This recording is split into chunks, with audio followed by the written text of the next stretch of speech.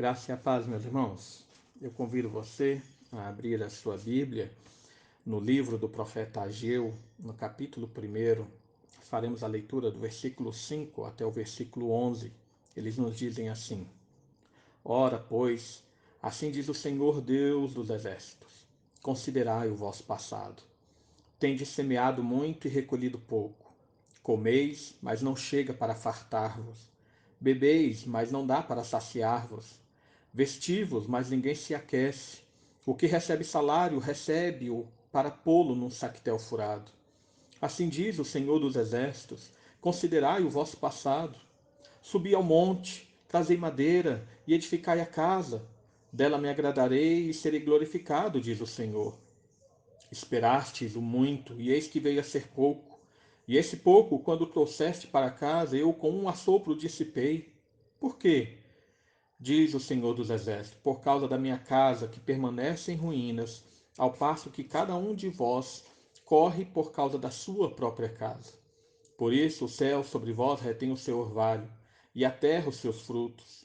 Fiz vir a seca sobre a terra e sobre os montes, sobre o cereal, sobre o vinho, sobre o azeite e sobre o que a terra produz, como também sobre os homens, sobre os animais e sobre todo o trabalho das mãos. Meus irmãos, na última meditação, lá em Esdras, capítulo 5, versículo 1 e 2, que nós fizemos, nós falamos sobre como Deus levanta pessoas para proclamar a sua palavra em tempos de acomodação. Hoje nós analisaremos aqui que Deus levanta, a voz que Deus levanta aí através do profeta Ageu, uma voz de advertência. Lembrando que Ageu, ele traz essa palavra no mesmo momento do contexto ali de Esdras, quando o povo retornou do cativeiro babilônico. Mas veja que no versículo 5, versículo 6, Deus demonstra que por causa da acomodação, por causa desse desinteresse pela sua obra, por causa do desinteresse do povo na reconstrução do templo, que simboliza esse relacionamento com Deus, todo esforço pessoal é frustrado. Deus fala: considerai o vosso passado, vocês têm semeado muito, colhido pouco. Vocês comem, mas não fartam, bebem, mas não se saciam. Vocês vestem, mas nada disso aquece. E o salário não é suficiente para nada. Veja que o que a palavra de Deus a Ageu fala das coisas mais básicas da vida: comida, bebida, vestimenta e sustento. O ensino aqui do Senhor, irmãos, é que quando nós nos preocupamos com as coisas desse mundo, à frente das coisas lá do alto, onde Cristo vive, à direita de Deus, quando nós nos preocupamos com as coisas desse mundo, ignorando a obra de Deus, ignorando a sua vontade e a sua missão para nós, o resultado é apenas a decepção. Deus fala: considerai o vosso passado. A palavra é bem específica aqui aos judeus, porque os judeus já fizeram isso no passado. E o resultado foi apenas o cativeiro. Deus os tirou do reino das trevas para que eles tivessem uma nova visão, uma nova perspectiva.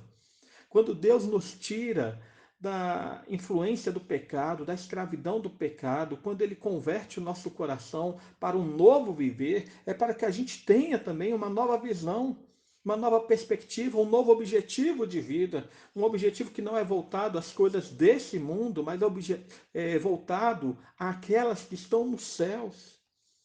Se você perceber o versículo 9, ele complementa essa advertência do Senhor, descrevendo essa esperança que acaba decepcionando. Esperaste muito, e eis que veio a ser pouco. E esse pouco, quando trouxeste para casa, eu com um assopro dissipei, diz o Senhor. Irmãos, percebam que a razão dessa decepção e a razão dessa frustração que ele também mencionou lá no versículo 6, essa frustração nesse esforço próprio para conquistar com os próprios braços o resultado da sua vida, a razão de toda essa decepção e a frustração é o próprio Deus. No versículo 9 ele fala: eu com um assopro dissipei. Versículo 10, versículo 11 também confirmam isso quando nos fala que ele, o Senhor, reteu o orvalho sobre a terra e os seus frutos. Ele fez vir a seca sobre a terra, sobre o cereal e até sobre os homens. Mas aí talvez você pergunte: mas por que que Deus faria isso? Porque Deus não apenas permite, mas ele age diretamente, frustrando os nossos esforços. Irmãos, primeiramente porque Deus é soberano. E é na sua soberania, em ter um povo que lhe pertence, que ele quer direcionar o seu povo, ele quer ensinar o seu povo sobre o que realmente importa. O que Deus está mostrando aqui é que é preciso realizar a obra de Deus, como ele fala no versículo 8: subi ao monte, trazei madeira, edificai a casa, dela me agradarei e serei glorificado, diz o Senhor Deus. Irmãos, o que Deus está mostrando é que, primeiro, ele nos tira da influência do pecado, ele nos tira do reino das trevas, para que nós possamos viver para a sua glória, viver para o seu louvor, olhando sempre para as suas mãos e trabalhando conforme a sua vontade. É o relacionamento com Deus a prioridade do crente. E então todas as coisas nos serão acrescentadas. E é muito interessante quando nós percebemos essa relação do que Deus fala para Ageu com aquilo que Jesus ensina logo no início do seu ministério, em Mateus capítulo 6, versículo 25 a 34. Veja que aqui em Ageu, capítulo 1, versículo 6, ele fala: comeis, bebeis, vestivos, e nada disso é suficiente. E Jesus, lá em Mateus 6, versículo 25 a 34, fala justamente sobre isso. Principalmente o versículo 31. Não vos inquieteis, dizendo o que comeremos, o que beberemos, ou com que nos vestiremos. Porque os gentios é que procuram essas coisas. O vosso Pai Celeste sabe que vocês necessitam de todas elas. Buscai, pois, em primeiro lugar, o seu reino, a sua justiça, e todas as coisas vos serão acrescentadas. O que Jesus mesmo falou através do profeta Ageu ao povo, cerca de 400 anos antes. Ele abre o seu ministério aqui no Sermão do Monte, exortando e ensinando as mesmas coisas. A ansiedade com as coisas desse mundo não pode tirar do nosso coração a prioridade do nosso relacionamento com Deus.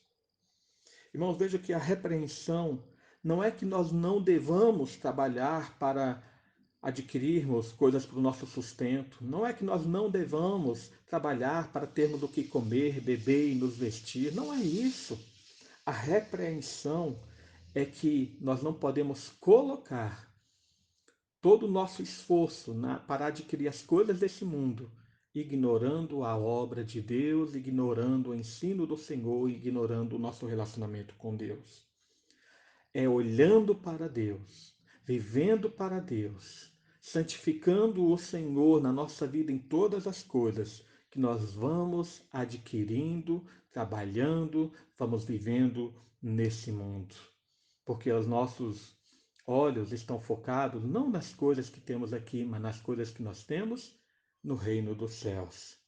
Como disse Paulo em Romanos, o reino de Deus não é comida nem bebida, mas justiça, paz e alegria no Espírito Santo.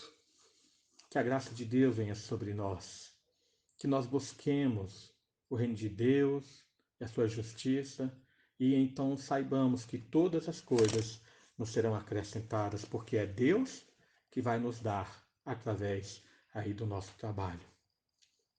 Amém. Oremos. Pai amado, mais uma vez nós nos colocamos diante de Ti e agradecemos, Senhor, por Tua obra, agradecemos por Tua palavra, agradecemos pelo Teu agir em nós. Vivifica o nosso coração, enche-nos mais do Teu Espírito Santo, para que em todas as coisas possamos viver para o Teu agrado, olhando para as Tuas mãos, olhando, Senhor, para o Teu sustento e a Tua providência na nossa vida. Nós Te adoramos, porque é de Ti, é das tuas mãos, Senhor, que nós temos todas as coisas que são necessárias para o nosso viver. Derrama, pois, sobre o teu povo, Senhor, a alegria de viver sempre para o teu louvor, e derrama sobre o teu povo, Senhor, a tua bênção. Em nome de Jesus. Amém.